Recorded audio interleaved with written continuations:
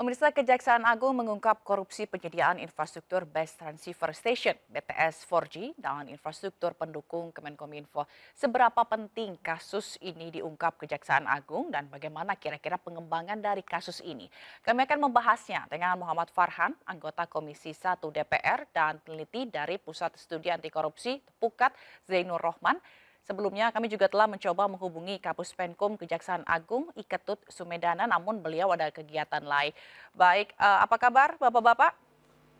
Baik, alhamdulillah sehat. Baik, Baik, kita ke Mas Farhan dulu. Mas Farhan, ini Ya, pengadaan BTS di seluruh Indonesia ternyata diduga dikorupsi dan baru diungkap sekarang. Bagaimana sebetulnya sistem pengawasannya dan siapa saja yang harusnya bertanggung jawab dalam kasus ini? sebetulnya sih saya inginnya Komisi 1 mengawasi sampai ke detail penunjukan dari para rekanan yang akan dilaksanakan atau melaksanakan proyek ini. Tetapi keputusan dari MK sejak 2014 melarang kami DPR RI untuk mengetahui sampai ke istilahnya adalah satuan 3.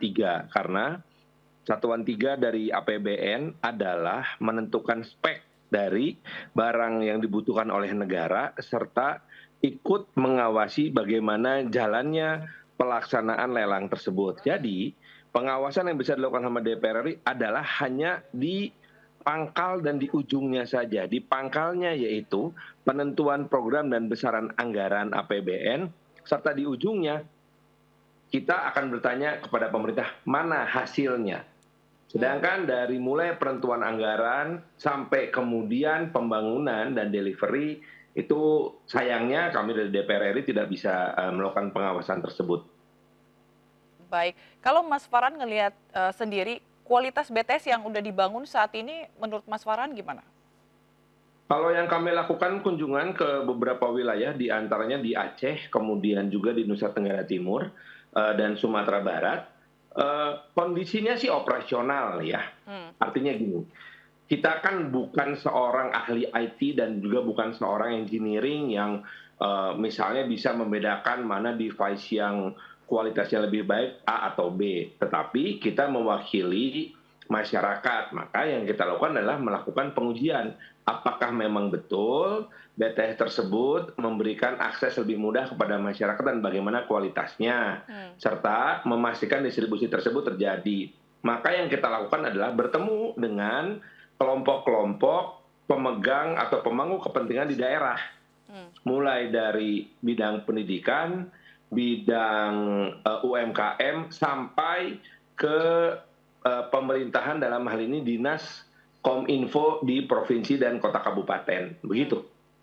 Baik, baik kita ke Mas Zainur Rohman. Mas Rohman, ini sebenarnya seberapa penting kasus pengadaan BTS ini diungkap oleh Kejaksaan Agung?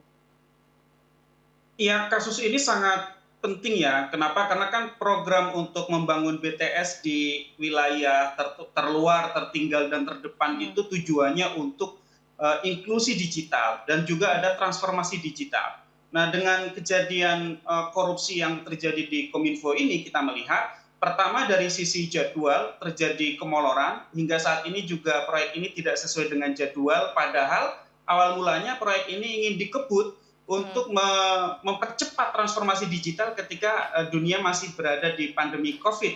Kita tahu bahwa selama pandemi COVID sangat dibutuhkan aksesibilitas sinyal 4G agar warga masyarakat bisa terhubung untuk mendukung dunia pendidikan, dunia bisnis, pekerjaan, dan lain-lain.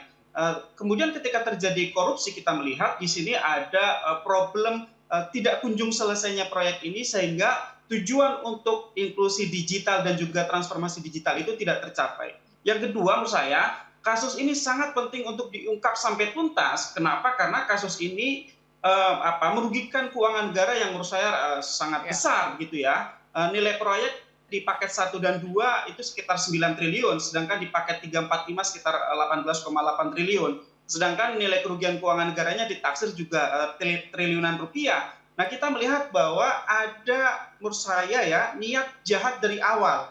Kenapa? Karena sejak awal para tersangka yang sudah ditetapkan oleh Kejaksaan Agung ini punya usaha-usaha untuk mengatur agar proyek ini hanya bisa dimenangkan oleh vendor-vendor tertentu. Sehingga misalnya tersangka AAL itu membuat peraturan, di mana peraturan tersebut mengarah kepada perusahaan tertentu yang bisa memenangkan tender. Nah, sehingga kemudian ketika tender itu dilakukan, benar hanya perusahaan-perusahaan tertentu yang memang sejak awal sudah didesain dengan spesifikasi tertentu agar hanya mereka yang memenangkan. Nah, di dalam rekayasa tersebut harganya jauh di markup. Nah, kalau markup berarti kan kemudian negara mengeluarkan dana lebih besar dan mendapatkan kualitas jauh lebih rendah. Nah, di dalam banyak temuan juga disampaikan ada beberapa spesifikasi alat itu juga di bawah standar, itu juga menunjukkan bahwa markup itu sangat jahat ya, karena kita akan merasakan dampaknya di jangka panjang. Kenapa? Karena ini kan akan digunakan terus. Nah, bagaimana kelanjutannya? Kalau tadi Mas Farhan mengatakan saat ini operasional, tetapi kita belum bisa melihat endurance-nya. Apakah ke depan akan terus bisa memberikan layanan yang baik? Yang kedua, saya melihat bahwa ini juga satu kejahatan yang cukup serius dan kompleks. Kenapa kompleks? Karena melibatkan banyak sekali aktor, jejaring aktor yang itu berasal dari semua pihak.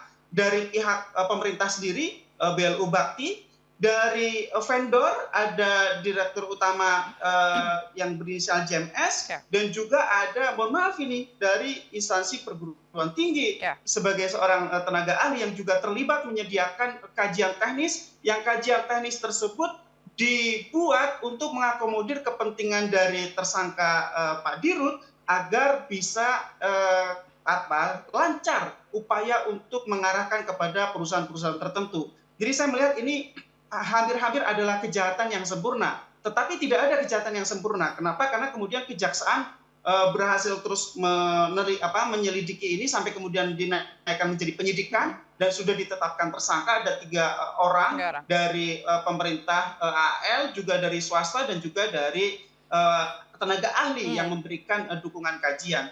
Nah, itu yang menurut saya sekarang perlu untuk diperhatikan oleh masyarakat, sejauh mana kejaksaan akan membongkar ini secara tuntas. Kenapa? Karena saya melihat ini masih mungkin ada pelaku-pelaku lain, termasuk juga vendor-vendor lain. Saya melihat vendor ini tidak hanya GMS saja yang kemudian diduga juga turut serta. Nah, ini tugas dari kejaksaan untuk terus mengungkap agar kasus ini bisa tuntas dan menjadi pelajaran ke depan. Jangan setiap proyek pengadaan barang dan jasa pemerintah itu memang ditujukan untuk dikorupsi. Dari awal ini menurut saya sudah levelnya mini state capture ya. Kenapa? Karena pengadaannya sudah didesain untuk korup dan kemudian diarahkan kepada pemenang tertentu, ada markup dan itu didukung oleh pihak-pihak lain. Baik Mas Roman, terima kasih Kang Muhammad Farhan, anggota Komisi 1 DPR dan peneliti dari Pusat Studi Anti Korupsi PUKAT UGM. Mas Zainur Roman, sehat selalu. Selamat sore. Siap. Sampai ketemu, makasih.